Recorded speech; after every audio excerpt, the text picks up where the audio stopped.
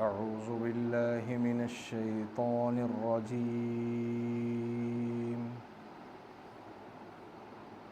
بسم الله الرحمن الرحيم.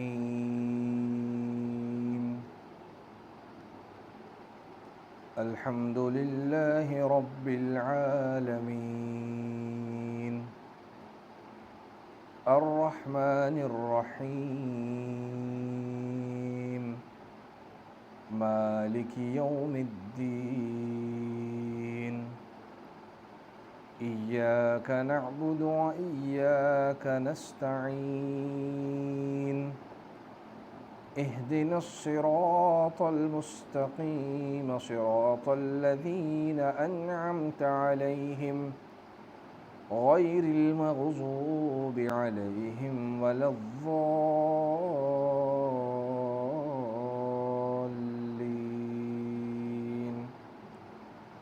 صدق اللہ العظیم.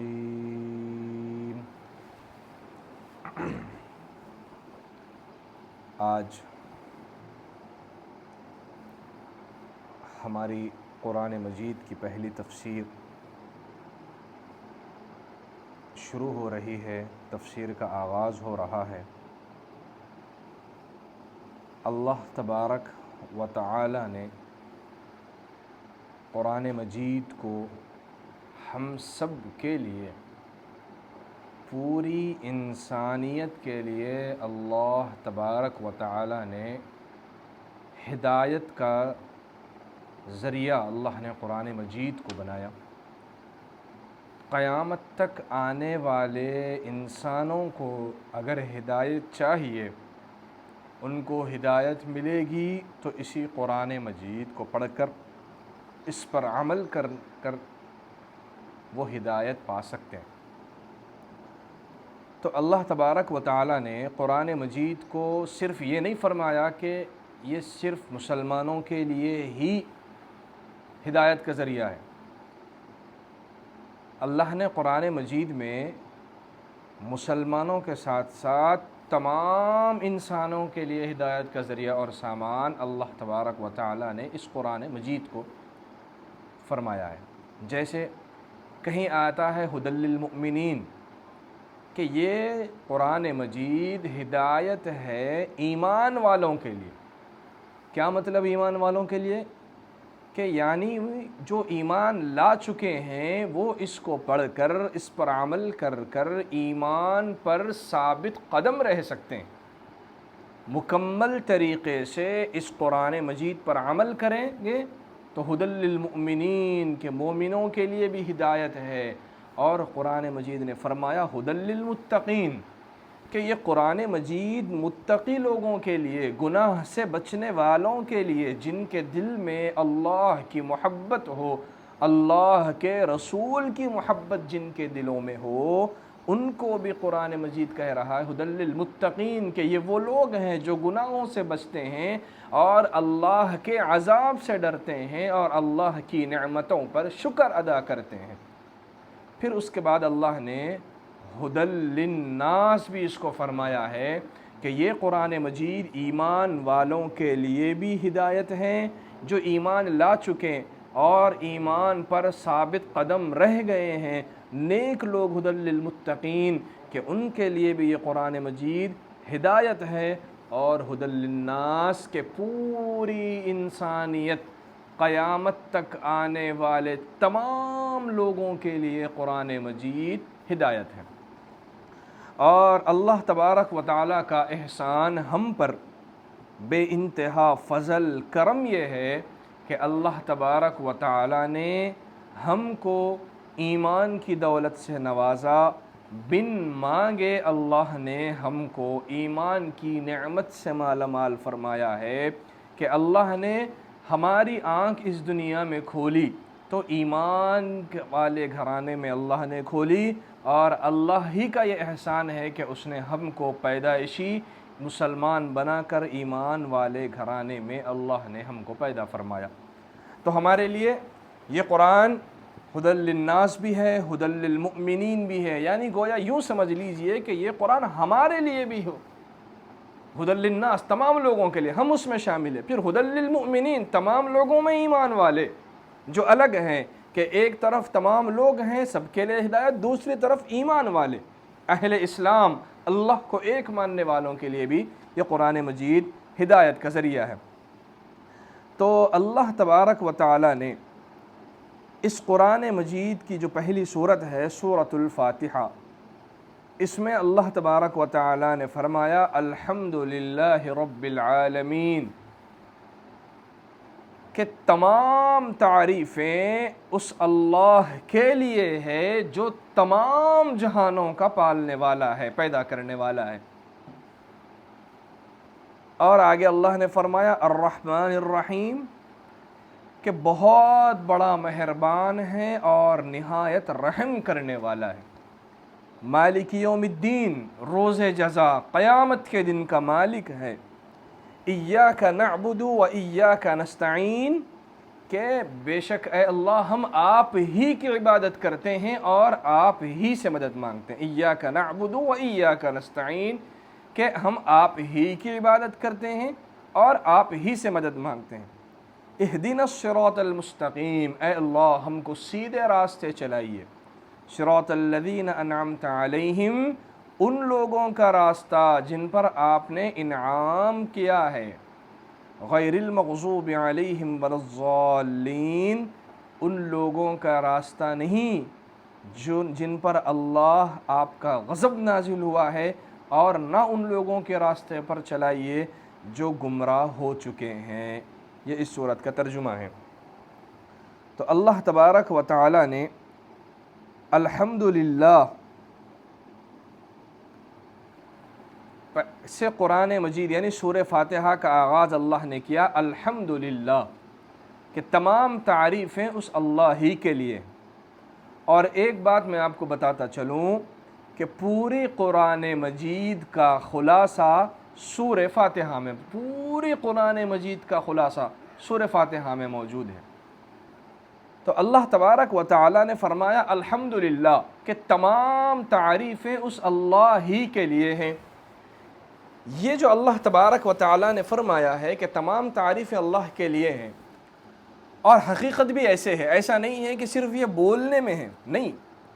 اللہ تبارک و تعالی، دنیا کے اندر آپ پہاڑ دیکھ لو، دنیا کے اندر آپ بڑے بڑے درخت دیکھ لو، دنیا کے اندر آپ ہر بنی ہوئی چیز کو دیکھو، تو آپ اس کو جب دیکھ کر غور کریں گے تو معلوم ہوگا کہ حقیقت میں یہ جو پہاڑ ہے، حقیقت میں یہ جو درخت ہے، اور حقیقت میں کائنات جو یہ دنیا اتنی خوبصورت بنی ہوئی ہے، ان سب کے پیچھے اس ایک ہی ذات ہے جو اللہ ہے، وہی ذات ہے جس کی تعریف کی جا سکتی ہے، اس لیے کہ اس ذات ہی نے یہ تمام کام اللہ ہی کے کیے ہوئے ہیں۔ تو اگر ہم مثال کے طور پر کوئی تصویر دیکھیں تو ہم تصویر دیکھ کر تصویر بنانے والے کی تعریف کرتے ہیں۔ تو یہ جو کائنات بنی ہوئی ہے، کائنات کا یہ جو نظام چلا ہوا ہے، اور اللہ تبارک و تعالی نے موسموں کے لحاظ سے موسم رکھے ہیں کہ یہ وقت میں یہ موسم آئے گا تو انسانوں کے لیے یہ فائدہ ہوگا، پھر آئندہ یہ موسم آئے گا تو اس میں یہ فائدہ ہوگا، کیونکہ مسلسل ایک ہی موسم رہے تو وہ بھی انسان کے لیے مشکل ہے۔ تو یہ اللہ نے ایک نظام چلایا ہے، انسان کو پیدا کر کر پوری کائنات کو اللہ تبارک و تعالی نے انسانوں کی خدمت کے لیے اللہ نے ان کو بنا دیا ہے۔ ہواؤں کا چلنا یہ کبھی رحمت ہے، اور کبھی ہوائیں چلتی ہیں تو پھر ہماری آزمائش ہو جاتی ہے۔ تو اس لیے یہ جو پورا نظام چلتا ہے، اس میں ہمارا کوئی کمال نہیں ہے، ہمارا کسی قسم کا کوئی کمال نہیں۔ اگر ہم نے کوئی کام کر بھی دیا تو ہم اس کو یہ نہ سمجھیں کہ یہ کام میرے کرنے سے ہی ہوا ہے، نہیں، اللہ نے تم کو توفیق دی، اللہ نے تمہاری مدد کی، تب جا کر تم نے یہ کام کیا۔ تو اللہ تبارک و تعالیٰ فرما رہے ہیں الحمدللہ، تمام تعریفیں اس اللہ کے لیے ہیں، رب العالمین، جو تمام جہانوں کا پالنہار ہے، جس نے انسانوں کو پیدا کیا، چرند پرند 18,000 مخلوق کو اللہ نے پیدا کیا ہے، اور سب کو اللہ تبارک و تعالی اپنے وقت پر رزق پہنچاتے ہیں۔ تو اللہ تبارک و تعالی تمام تعریفیں اللہ ہی کے لیے کی جا سکتی ہے، اس لیے کہ وہ تمام عالم کے پالنہار، پیدا کرنے والے ہیں، سب کو اس کے ضرورت کے مطابق اللہ تبارک و تعالی ان کی مدد اور ضرورتیں پوری کرتے ہیں۔ پھر آگے اللہ تعالیٰ نے فرمایا الرحمن الرحیم، کہ اللہ تبارک و تعالی نہایت ہی رحم اور مہربان ہے۔ تو الرحمن الرحیم کہ بڑا مہربان ہے اور نہایت رحم والا ہے۔ یہاں پر اللہ تبارک و تعالی یہ بات بتانا چاہتے ہیں کہ ایک ہے رحمان، ایک ہے رحیم، دو صفتوں کو اللہ نے یہاں پر جمع کیا، اور اللہ تبارک و تعالی یہ بتانا چاہتے ہیں کہ الرحمن الرحیم کہ اللہ بے انتہا نہایت رحم والے۔ کیا مطلب؟ کہ دنیا کے اندر اللہ تبارک و تعالی کسی مسلمان کو رزق دے کر کافر کو بھوکا نہیں رکھتے۔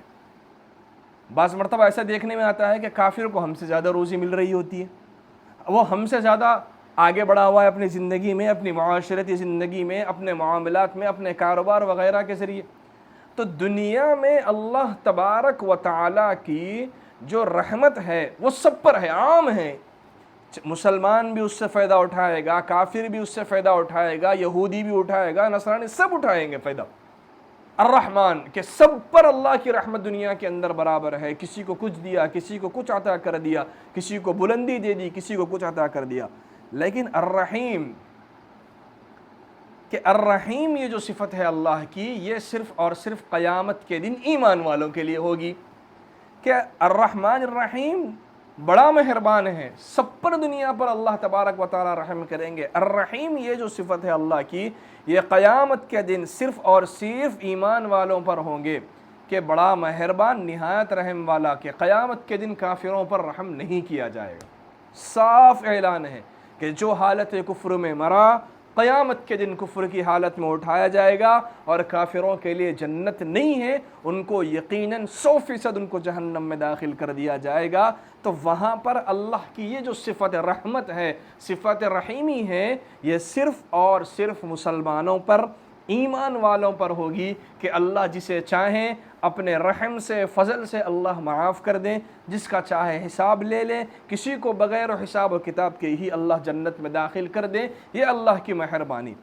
تو اسی لیے اللہ نے فرمایا الرحمن الرحیم بڑا مہربان ہے، دنیا کے سب پر اللہ کی رحمتیں ہیں، الرحیم نہایت ہی بڑا مہربان اور نہایت رحم کرنے والا ہے۔ قیامت کے دن یہ جو صفت رحیمی ہے کہ اللہ سب کو نے صرف ایمان والوں کو معاف کریں گے، اسی کو اللہ نے الرحیم سے بیان فرمایا۔ پھر آگے اللہ تبارک و تعالی نے فرمایا مالک یوم الدین، روز جزا کا مالک، قیامت کا مالک۔ کیا مطلب؟ مالک تو اللہ ہی ہے، دنیا میں بھی اللہ کی چلتی، ہمارا تو کچھ نہیں چلتا، لیکن اللہ نے یہ کیوں فرمایا مالک یوم الدین کہ قیامت کے دن کا مالک؟ کیا مطلب ہے؟ اس کا مطلب یہ ہے کہ اللہ تبارک و تعالی نے دنیا کے اندر تھوڑے اختیار انسانوں کو دے دیے۔ جیسے مثال کے طور پر آپ کسی علاقے کے ذمہ دار ہیں، تو آپ کے علاقے کے لوگوں کے آپ مالک ہیں، آپ جیسا بولیں گے ان کو ویسا سننا پڑے گا، جیسا آپ کرنے کے لیے بولیں گے ان کو ویسا کرنا پڑے گا۔ تو اسی طریقے سے آپ کا گھر ہے تو آپ اپنے گھر کے مالک ہیں، جب چاہے جیسے چاہے آپ گھر میں جو چاہے کام کر سکتے ہیں۔ تو اللہ تبارک و تعالی مالک یوم الدین کہہ کر یہ بات بیان کر رہے ہیں کہ دنیا کے اندر تھوڑی بہت چیزوں پر تمہارا اختیار ہے، اللہ نے دیا ہے۔ زمین آپ نے خریدی تو زمین کے مالک آپ ہوئے، گھر آپ نے خریدا تو گھر کے مالک آپ ہوئے۔ تو دنیا کے اندر تھوڑی ملکیت اللہ نے انسانوں کو دی ہے، لیکن مالک یوم الدین کے قیامت کے دن کسی کی ملکیت نہیں چلے گی، صرف اور صرف اللہ تعالیٰ اعلان کریں گے لمن الملک اليوم کہ آج کے دن کس کی بادشاہت؟ للہ الواحد القہار کہ اللہ کے علاوہ اس دن کسی کی بادشاہت نہیں چلی۔ سب انسان نفسا نفسی کے عالم میں ہوں گے، سب نفسا نفسی کے عالم میں ہوں گے کہ اے اللہ ہماری جان بچا، اے اللہ ہماری جان بچا۔ تو اللہ نے فرمایا مالک یوم الدین کہ دنیا میں تم کو تھوڑی بہت ملکیت وہ بھی اللہ ہی کی طرف سے حاصل ہے، اور دنیا میں بھی ہمارے چاہے کچھ نہیں ہوگا، وہی ہوگا جو اللہ نے چاہا۔ تو اس لیے اللہ صاف کہہ رہے ہیں مالک یوم الدین کہ قیامت کے دن بھی اور دنیا میں بھی اللہ ہی کی ملکیت چلتی ہے، اور قیامت کا دن تو ایسا ہوگا کہ اس دن کسی کی نہ سنی جائے گی، نہ کوئی مالک بن سکتا ہے، صرف اور صرف مالک یوم الدین اللہ ہی اس دن مالک رہیں گے، روز جزا کا مالک وہی ہے۔ تو یہ تھے اللہ تبارک و تعالی سے کی تعریف جملے کہ الحمدللہ رب العالمین، اے اللہ تمام تعریفیں آپ کے لیے ہیں، آپ تمام عالم کے پالنہار ہیں۔ الرحمن الرحیم کہ آپ نہایت رحم کرنے والے ہیں، بڑے مہربان ہیں۔ مالک یوم الدین کہ اے اللہ آپ روز جزا قیامت کے دن بھی آپ مالک ہیں۔ پھر اس کے بعد اللہ تبارک و تعالیٰ کی ایک طریقے سے تعریف ہے اس آیت میں، اور ایک طریقے سے اللہ تبارک و تعالیٰ سے مانگنا ہے۔ وہ کیا ہے؟ اللہ کہہ رہے ہیں ایاک نعبد و ایاک نستعین کہ اے اللہ ہم آپ ہی کی عبادت کرتے ہیں، وَإِيَّاكَ نَسْتَعِينَ اور آپ ہی سے مدد مانگتے ہیں۔ تو قرآن مجید کی آیت صاف طور پر یہ بات کہتی ہے کہ اگر کسی کی عبادت کی جا سکتی ہے تو وہ اور صرف اللہ تبارک و تعالی ہی کے ساتھ ہے کہ جس کی عبادت کی جا سکتی۔ اللہ نے دنیا میں نبیوں کو بھیجا، نبی اللہ کی طرف سے جو وحی نازل ہوتی ہے وہی نبی بیان کرتے ہیں اللہ کے، لیکن نبیوں کی بھی عبادت کی اجازت نہیں ہے، نبیوں کی بھی ہم عبادت نہیں کر سکتے، ولیوں کی ہم عبادت نہیں کر سکتے۔ عبادت اگر کسی کی جائے گی اور عبادت کا اگر کوئی مستحق ہے، ایاک نعبد اللہ ہی کی ذات ہے کہ اللہ کے علاوہ کسی کی عبادت نہ ہم کر سکتے ہیں، ناجائز ہے۔ اور اگر ہم یہ گمان کریں اور ہم اگر تھوڑی دیر کے لیے یہ سوچ لیں کہ اللہ کے علاوہ بھی ہے کوئی ہمارا کچھ کر سکتا ہے، فلاں بزرگ کچھ کر سکتے ہیں، فلاں پیر کچھ کر سکتے ہیں، فلاں بابا کچھ کر سکتے ہیں، اگر کسی کا یہ عقیدہ ہو وہ شخص اسلام سے خارج ہو جائے گا۔ اس لیے کہ یہ اصول ہمیشہ یاد رکھیں، جو اپنے بننے میں کسی کا محتاج ہے وہ آپ کا کچھ نہیں بنا سکتا۔ ہم سب پہلے نہیں تھے، اللہ نے ہم کو وجود بخشا، پھر ایک دن آئے گا کہ ہم اللہ کے حوالے مٹی میں ہو جائیں گے۔ تو جب ہم اپنے بننے میں اللہ کے محتاج ہیں تو ہم کسی کا کیا بنا سکتے ہیں؟ ہاں اسباب کے دائرے میں کچھ مدد تو کر سکتے ہیں، لیکن اس کی بگڑی بنانے والے ہم کون؟ اس کی زندگی کو سنوارنے والے ہم کون؟ ایاک نعبد، قرآن مجید کی یہ آیت صاف طور پر کہتی ہے ایاک نعبد، اے اللہ ہم آپ ہی کی عبادت کرتے ہیں، آپ کے علاوہ کسی کی عبادت نہیں کرتے، آپ کے علاوہ کسی کے سامنے سجدہ نہیں کریں گے۔ ہم سجدہ کریں گے تو اللہ آپ ہی کو کریں گے، ہم اے اللہ ایاک نستعین مدد مانگیں گے تو آپ ہی سے مدد مانگیں گے، اور اگر ہمیں کوئی بھی ضرورت پیش آئے گی تو اے اللہ ہم صرف اور صرف آپ ہی کو مدد کے لیے پکاریں گے، آپ کے علاوہ کوئی مدد کے لیے نہیں آئے گا، نہ آئے گا نہ ہم پکاریں گے۔ یہ ایمان ہونا ضروری ہے، یہ نہیں کہ اللہ بھی کر سکتے ہیں فلاں بزرگ بھی کچھ کر سکتے ہیں، یہ نہیں ہونا چاہیے کہ اللہ بھی کر سکتے ہیں فلاں صاحب کچھ کر دیں گے اور فلاں کے پاس جائے تو فلاں مسئلہ حل ہو جائے گا۔ یہ محض دھوکہ ہے، ایمان کی کمزوری ہے۔ اگر کسی کا یہ عقیدہ ہو یا گمان ہو کہ اللہ کے علاوہ بھی کوئی ہمارا کچھ بنا سکتا ہے، کچھ کر سکتا ہے، تو یہ عقیدہ رکھنے والا مسلمان نہیں ہے، مشرک کہلائے گا۔ تو اس لیے اللہ نے فرمایا ایاک نعبد و ایاک نستعین کہ اے اللہ ہم آپ ہی کی عبادت کرتے ہیں، و ایاک نستعین اور آپ ہی سے مدد مانگتے ہیں۔ جب یہ ایک دعا بھی ہو گئی اللہ کی عبادت کی اور اللہ سے مدد بھی مانگی گئی، تو اب آگے اللہ کہہ رہے ہیں اہدنا الصراط المستقیم کہ اے اللہ، یہ دعا اللہ سکھا رہے ہیں کہ دعا مانگو اللہ سے کہ اہدنا الصراط المستقیم کہ اے اللہ ہم کو سیدھے راستے چلائیے۔ کون سا راستہ؟ سیدھا راستہ کون سا راستہ؟ وہ راستہ نہیں جس کو ہم نے اپنے حساب سے سمجھ لیا، بلکہ اللہ آگے کہہ رہے ہیں صراط الذین انعمت علیہم، اے اللہ ہم کو اہدنا الصراط المستقیم سیدھا راستہ چلائیے۔ کون سا راستہ؟ صراط الذین انعمت علیہم، ان لوگوں کا راستہ جن پر آپ نے انعام کیا ہے۔ صراط الذین انعمت علیہم، ان لوگوں کا راستہ جن پر آپ نے انعام کیا۔ کیا مطلب؟ کہ وہ لوگ جو نیک راستے پر چلے اور کامیاب ہو گئے، تو یہ کون لوگ ہیں؟ تو قرآن مجید کی ایک دوسری آیت میں اللہ فرماتے ہیں انعم اللہ علیہم من النبیین والصدیقین والشہداء والصالحین، کہ نیک لوگ وہ ہیں انبیاء، سچ بولنے والے، شہید جو اللہ کی راہ میں شہید ہو گئے، اور نیک لوگ۔ تو یہ اللہ تبارک و تعالی قرآن مجید کی دوسری آیت میں فرما رہے ہیں کہ صراط الذین انعمت علیہم، ان لوگوں کا راستہ چلا جن پر اے اللہ آپ نے انعام کیا۔ اب ہم اللہ سے پوچھ رہے ہیں کہ اللہ کون ہیں وہ لوگ جن پر آپ نے انعام کیا، وہ کس راستے پر چلے، وہ کون لوگ ہیں؟ تو اللہ نے قرآن مجید کے ایک آیت میں فرمایا کہ وہ لوگ ہیں نبیین، نبیوں کا راستہ، صدیقین، سچ بولنے والوں کا راستہ، شہداء جو اللہ کی راہ میں دین اسلام کی حفاظت کے خاطر شہید ہو گئے، ان لوگوں کا راستہ، اور صلحاء اور نیک لوگوں کا راستہ جو آج بھی موجود ہیں۔ تو اب اللہ نے صاف فرما دیا کہ تم کو سیدھے راستے پر چلنا ہے، تم کو سیدھے راستے کی ہدایت تم چاہتے ہو تو تمہارے لیے ان لوگوں کے راستے پر چلنا ہوگا، تب جا کر تم کامیاب ہو سکو گے، ورنہ تم کامیاب نہیں ہوگے۔ تو اللہ نے فرمایا نبیین، کہ نبیوں کا راستہ نبی کا، تو انبیاء کے راستہ ہے کہ انبیاء کے راستے پر ساری امت چلتی ہے۔ صدیقین، کوئی نیک بنا ہے تو نبیوں کے راستے پر چل کر بنا ہے، کوئی شہید ہوا ہے تو نبیوں کے راستے پر چل کر وہ دین اسلام کے خاطر شہید ہوا ہے، اور کوئی نیک بنا ہے تو وہ بھی نبی کے راستے پر چل کر نیک بنا۔ تو اللہ تبارک و تعالی چاہتا تو یہاں یہ بھی فرما دیتا تھا کہ ان لوگوں کا راستہ، نبیوں کا راستہ چلو، اللہ چاہے تو یہ بھی فرما دیتا تھا کہ نبیوں کے راستے پر چلیے، یا پھر اللہ یہ بھی کہہ سکتے تھے کہ صراط الذین انعمت علیہم، کہ ان لوگوں کا راستہ جن پر انعام نازل کیا، کے بجائے اللہ یہ کہتے کہ قرآن کے راستے پر چلو۔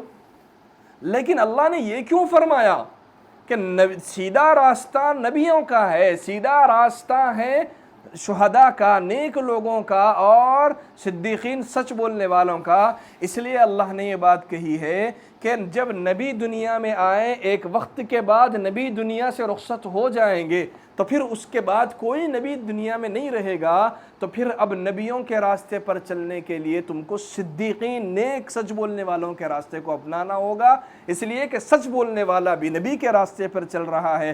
تم کو اس راستے پر چلنا ہے جس پر اللہ کا انعام نازل ہوا ہے، تو تم کو نیک لوگ قیامت کی صبح تک بھی موجود رہیں گے۔ نیک لوگ، ان نیک لوگوں کو پکڑ کر ان کی صحبت میں اختیار کرتے ہوئے ان کے ساتھ بیٹھ کر دین سیکھیں گے، تو وہ بھی نبیوں کا راستہ ہوگا۔ اس لیے کہ جو نیک لوگ ہوتے ہیں وہ دین اسلام سے ہٹ کر کوئی الگ راہ پر نہیں چلتے، اور اگر کوئی نیکی کے نام پر دھوکہ دے کر الگ راستے پر چلے تو پھر ہم اس کو نیک نہیں کہیں گے، ہم اس کو کہیں گے بدبخت ہے۔ تو صاف صاف اللہ تبارک و تعالی نے یہ بات فرمائی ہے کہ صراط الذین انعمت علیہم، کہ ان لوگوں کا راستہ جن پر اللہ کا انعام نازل ہوا ہے، وہ چار لوگ ہیں۔ ایک ہے انبیاء، دوسرا ہے شہداء صدیقین، تیسرا ہے شہداء، اور چوتھا ہے نیک لوگ۔ تو اس لیے نبی دنیا سے رخصت ہو گئے، اب نیک بننا چاہتے ہیں اور وہ راستے پر آپ چلنا چاہتے ہیں جس راستے پر چل کر کامیابی ملے گی، تو آج کے زمانے میں بھی صدیقین، سچ بولنے والے موجود ہیں، کیونکہ وہ سچ اسی لیے بول رہے ہیں کیونکہ وہ نبیوں کے راستے پر چل رہے ہیں، وہ نیک راہ پر چل رہے ہیں۔ ایسے ہی شہداء، دین اسلام کی خاطر شہید ہونے والے لوگ، وہ بھی اللہ اور دین اسلام کی حفاظت اور اللہ کی محبت کے لیے جان کے نذرانے پیش کر رہے ہیں، ان کا راستہ اختیار کر لو۔ اور اسی طریقے سے نیک لوگ، کیونکہ نبی کے جانے کے بعد یہ تین لوگ ہمیشہ قیامت کی صبح تک موجود ہیں، جن کی صحبت اختیار کر کر، جن کے ساتھ بیٹھ کر، جن سے آپ علم دین سیکھ کر اللہ کے راستے پر، ان لوگوں کا راستہ جو اللہ نے فرمایا جن پر اللہ کا انعام ہوا ہے، آپ بھی اس انعام میں شامل ہو سکتے ہیں۔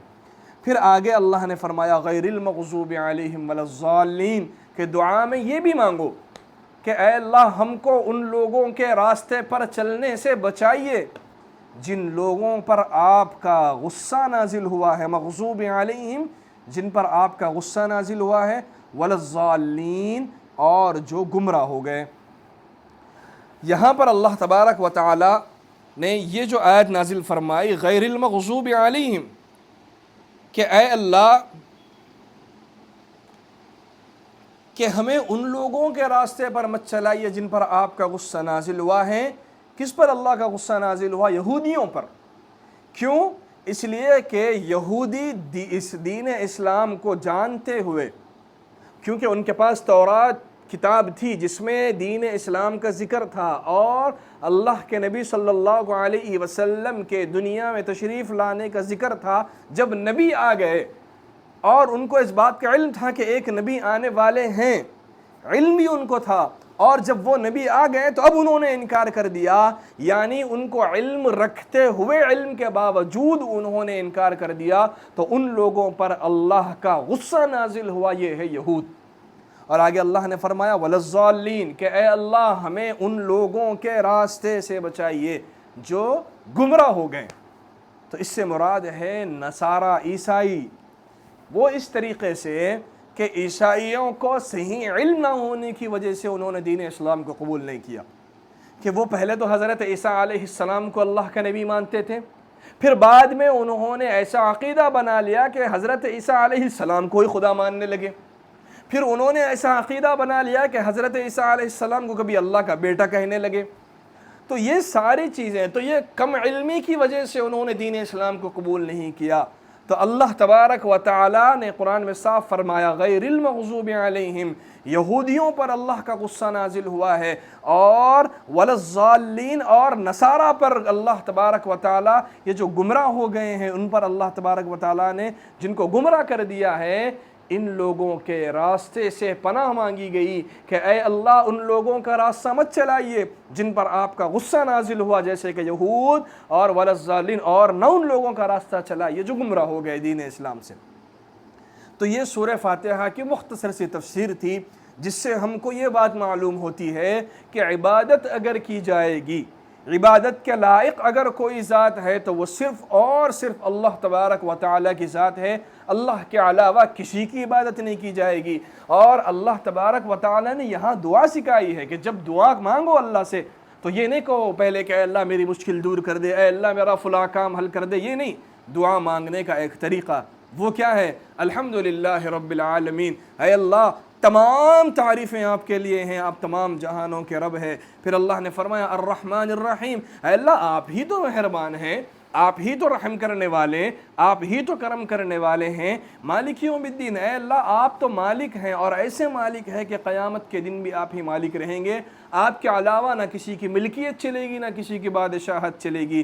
پھر اس کے بعد عاجزی، اللہ سکھا رہے ہیں کہ پہلے اللہ کی دعا میں ایسی تعریف کرو کہ اللہ آپ ہی سب کچھ ہے، آپ کے علاوہ کوئی نہیں ہے، پہلے تعریف کرو، پھر کہو ایاک نعبد و ایاک نستعین، اے اللہ ہم کمزور ہیں لیکن آپ ہی کی عبادت کرتے ہیں، اے اللہ ہم کمزور ہیں، گناہ ہو جاتا ہے لیکن آپ ہی سے مدد مانگتے ہیں، آپ کے علاوہ ہم کسی کو خدا نہیں مانتے، اور نہ کوئی آپ کے علاوہ ایسا ہے جو ہماری بات سن سکیں اور ہماری مشکل کشائی کر سکیں۔